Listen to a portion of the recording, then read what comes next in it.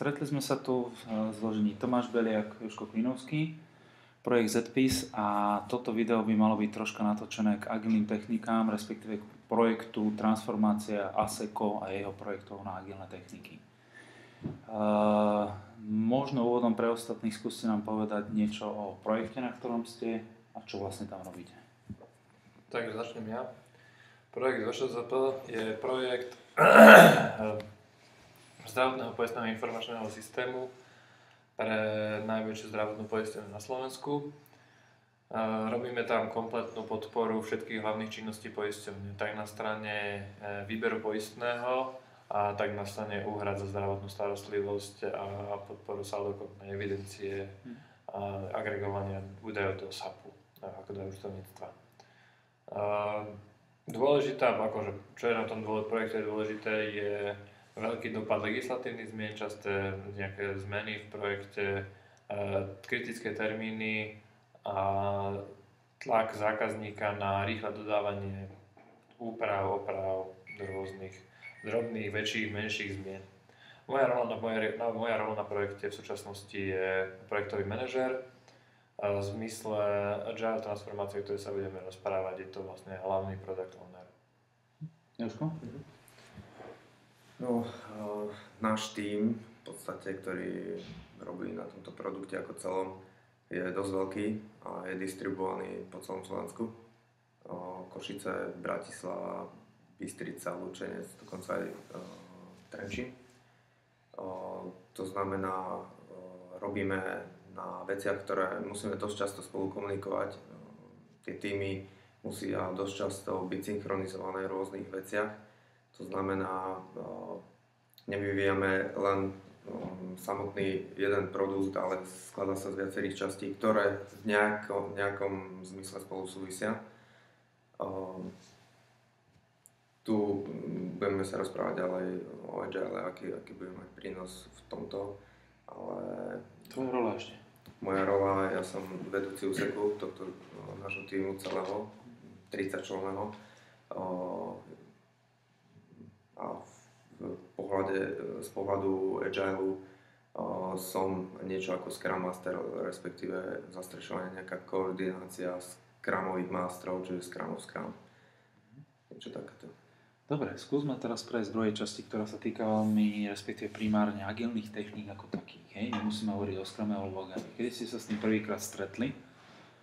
A ešte v momente, keď ste sa s ním stretli, to znamená predtým, než začala akákoľvek transformácia, akokoľvek sme sa začali baviť my už o tom, a s Dušanom ste sa začali, čo bol ten prvý kontakt a čo vás na tom zaujalo, alebo kde ste nejakým spôsobom začali vnímať, že by to mohlo niečomu prispieť? Čo to bolo? Kedy asi? Kedy asi to bolo? Neviem pomenovať jeden moment, ani zhruba možno obdobie, lebo rozprávame o tejto problematike už dlhšie. Dá sa povedať, že je to ten vplyv ako keby prostredia, že máme nejaké informácie o smerovaní vo vývoji produktov, čítame články, rozprávame sa o tom, to znamená, že tá debata proste u nás biehala a snažili sme sa nájsť spôsob, ako to zaviesť v menších rôznych častiach z toho. Niektoré veci sme sa pokúšali zaviesť vlastne už aj počas toho, ale sme začali s tým. Čo vás na tom zaujalo? Samoriadenie tímu a viac menej rýchle prinášanie biznis hodnoty. Ako to, čo ja na tom vidím, je hlavne to, že v čo najkratšom čase dodať čo najväčšiu pridanú hodnotu zákazníkovi a reálne ukázať mu tú hodnotu. Proste reálne mu ju dodať.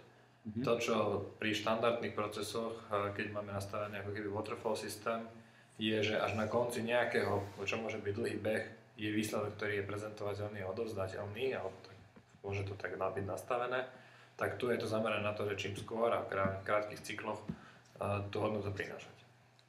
Ja skúsim, že najprv, kde sme sa stretli, ja fakt neviem teraz si spomenúť na ten moment, kde bol presne ten bod, kedy som sa začal o to zaujímať. Ale postupne mali sme teda nejaké informácie, debatovali sme na úrovni aj nášho riaditeľa divízie, aj s Tomášom sme debatovali, ktoré veci sú dobré, ktoré zaviesť, ktoré nie. A potom taký hlavnejší bod bol možno, keď si ty priniesol tú inú firmu, kedy nám ukázali na hodinku, na dve, že ako to zavádzali, tak myslím, že to bol ďalší taký popud, že ako to u nich funguje, tak my sme sa začali zamýšľať možno nad nejakými ďalšími vecami. No a potom samozrejme, keď sme začali už realizovať reálny projekt pilotný, tak to už sme boli do toho namočení všetci. Ten prínos toho vidím určite teda v tej samoorganizácii, ale trošku by som to rozšíril. Nielen samotná samoorganizácia, to slovo treba popísať. To je fakt výhoda v tom, že nemusím ja alebo šéfovia tímov hovoriť, čo kedy má kto presne urobiť. Tým sa potiera trošku ten gap, ktorý vznikal, že niekto čakal niekedy na niekoho, na nejaké rozhodnutia a tak ďalej. Tu automaticky každý člen tímu vie okamžite reagovať a vie, čo je priorita tímu, vie si zobrať úlohu okamžite, nemusí na nikoho čakať. Čiže toto je výhoda. Samozrejme, bez ohľadu na to budeme musieť zabezpečovať ale koordináciu tých tímov. Tam vidím ešte, keď zahrnieme všetky týmy do tohto fungovania, tak budeme to musieť užšie spolupracovať a koordinovať tie týmy. Dobre, teraz ste hovorili o výhodách Agile všeobecne.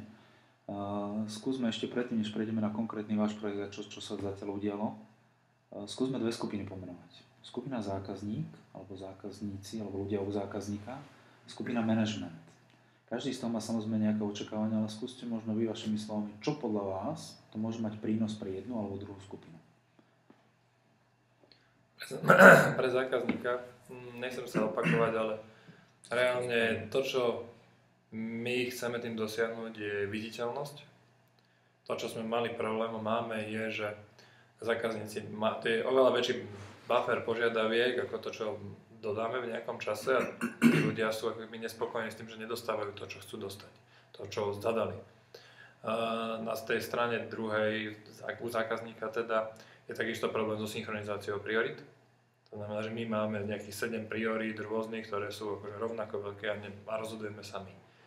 Takže z pohľadu zákazníka my chceme dosiahnuť viditeľnosť, aby si on uvedomoval to, že čo robíme, kedy robíme, mal do toho možnosť vstúpiť. Vyžaduje to aj u mňa nejaké kompromisy a potom dodávka toho, že keď on vidí, čo robíme, vie povedať, toto je to dôležité, čo chcem, vieme sa o tom rozprávať a tým pádom dostane to, čo očakáva.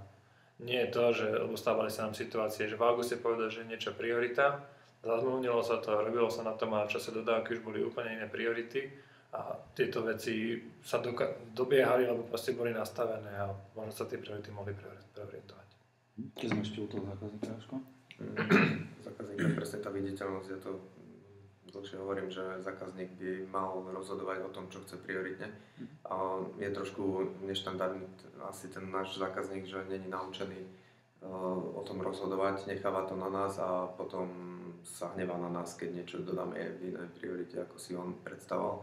Preto chceme ešte zapracovať samozrejme na tom, lebo to je časť, ktorú ešte nemáme úplne zmaknutú. Dať im v podstate rozhodovať o tých prioritách a oni budú presúvať tie epiky a tie vlastnosti, ktoré chcú mať čím skôr. A aké očakávania vnímate teraz od manažmentu? Asi prvý stupeň prevádza Martin Strigáč ako riaditeľ divízie. A čo si myslíte, že z nich viete naplniť? Čo sa týka agilnými technikami? No reálne z pohľadu manažmentu ide o efektívnosť. A to znamená, že to, čo by sme mali, to, čo musíme dosiahnuť je, že po ukončení transformácie alebo po nejakom behu následne, keď sa dosadne, nebude to nové alebo je to trochu rutina, tak ten projekt bude fungovať efektívnejšie, hlavne teda tá výroba a tí ľudia na projekte a tým pádom budeme schopní dodať väčšiu pridanú hodnotu. Ako to je asi to najdôležitejšie a tým pádom aj vzťahy s zákazníkom by mali byť ako naplnené, nemali by tam byť také trenice, že niečo sa nestíha, alebo tak reálne chceme, aby ten zákazník nás chválil všade a aby hovoril, že dodáva mi to, čo potrebujem. Znova podporím to vaše tvrdenie, jednak efektívnosť, ale v neposlednej rade potrebujeme zvýšiť kvalitu. Musím potvrdiť to, že Agile prináša aj vyššiu kvalitu. Už len tým, že tí ľudia, keď dneska sme videli na deme, sa prezentovali tak hneď to bolo iné, ako keď toto riešenie ten programátor dáva do testov analytikovi, hej. Čiže tam už to bolo naozaj vyšperkované a nepadalo to na nejakých detských chybách. Takže toto je určite pozitívum, čiže kvalita a samozrejme efektivita a ešte jedna vec a to je viditeľnosť. To znamená, nemusí ani ja ako manažér alebo vyššie úrovne sa za každým pýtať, no tak ako sme na tom s projektom, rovno sa pozrie do nástroja a vidí tam aktuálny stav, respektíve bude mať reporty, ktoré zobrazujú aktuálny stav